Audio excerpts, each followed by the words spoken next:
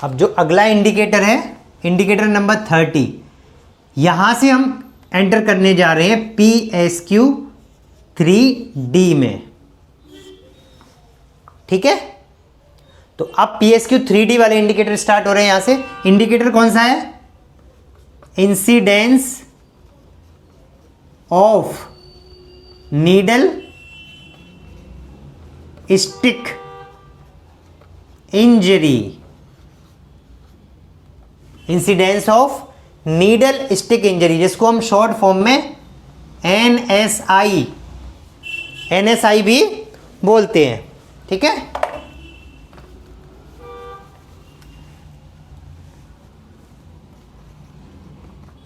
NSI। अब इस इंडिकेटर को सबसे पहले समझ लीजिए कि इसका मतलब क्या है।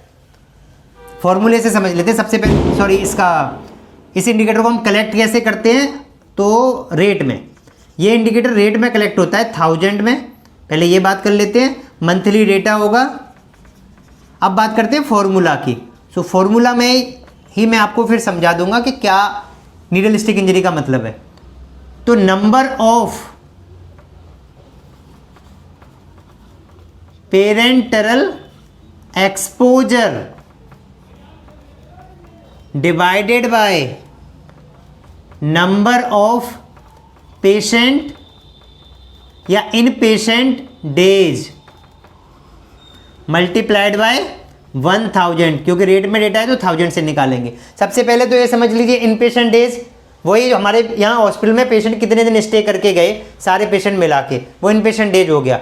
एक और इंपॉर्टेंट एस्पेक्ट, इसमें जो इंडिकेटर में डेटा कैप्चर होगा वो केवल आपके इन पेशेंट का कैलकुलेट होगा, ओपीडी वाले पेशेंट का नहीं होगा। पहले 4th एडिशन में जो इंडिकेटर आया था उसमें ओपीडी आईपीडी का अलग अलग डेटा मांगा जाता था, लेकिन यहाँ पर केवल आपसे आईपीडी पेशेंट्स का डेटा मांगा जा रहा है। वहां पर कितने नीडल स्टिक इंजरी हुए, तो इन पेशेंट्स के लिए आप इसकी बात हो रही है। इतना क्लियर आपको? अब पेरिनेटल एक्सपोजर क्या होता है वो समझिए।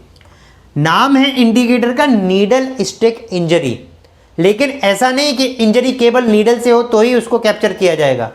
इसमें कोई भी मेटल शार्प से आपकी अगर इंजरी हो रही है, जैसे ब्लेड से हो गई आपकी, सर्जिकल ब्लेड से, तो भी उसको आपके नीडल प्रिक इंजरी में, नीडल स्टिक इंजरी में काउंट किया जाएगा। और नीडल से हो गई तो काउंट किया जाएगा। अब चाहे नीडल फ्रेश हो चाहे यूज्ड नीडल हो, आपको ऐसा नहीं कि फ्रेश नीडल है तो चलो इस डेटा को हम मेंशन नहीं करते, कैप्चर नहीं करते। चाहे फ्रेश नीडल है चाहे यूज्ड नीडल है, चाहे सर्जिकल ब्लेड यूज हुआ है, यूज्ड है या अनयूज्ड है, दोनों फ्रेश है वो भी, दोनों ही केस में आपको इस डेटा को कैप्चर करना है। अब इस डेटा को कैप्चर करने के लिए रिसोर्स क्या है वो हम बात कर लेते हैं। अब नीडल स्टिक इंजरी तो समझ में आ गई ना क्या होता है। तो रिसोर्स है इसके लिए आपका NSI फॉर्म।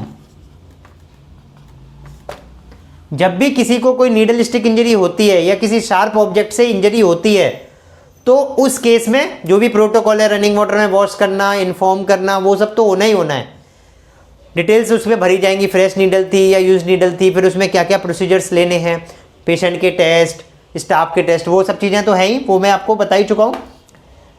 ये आपको फॉर्म जो है वो कंप्लीट फिल करना है विथ RCA कापा NSI फॉर्म, क्योंकि ये फॉर्म ही इसका रिसोर्स है। अगर ये फॉर्म नहीं भरा गया तो डेफिनेटली डेटा 0 होगा।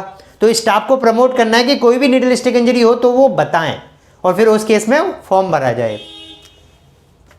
अब बात करते हैं बेंचमार्क की। तो बेंचमार्क जो है वो यहां पर आपका 0 ही होना चाहिए।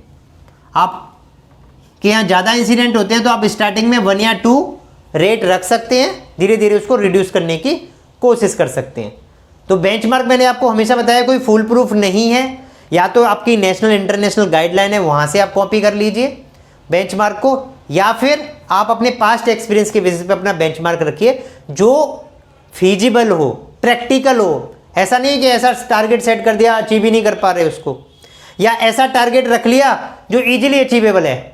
जैसे ऑलरेडी आपके यहाँ पेशेंट सेटिस्फेक्शन रेट जो है वो 70% चल रही है, अब आपने बेंचमार्क रख दिया 60%, तो कुछ होगा क्या? हमेशा ही अचीव होता रहेगा, तो कुछ करने के लिए नहीं होगा, इंप्रूव करने के लिए कुछ नहीं होगा। ठीक है, तो ये बेंचमार्क आपको इस तरीके से करके बनानी है। सो नीडल स्टिक इंजरी आपको क्लियर हो गया ये इंडिकेटर। इसको रेट में कैलकुलेट करना है, ओनली इन पेशेंट के लिए कैलकुलेट करना है, ओपीडी पेशेंट्स का डेटा इसमें नहीं लेना है, राइट। चलिए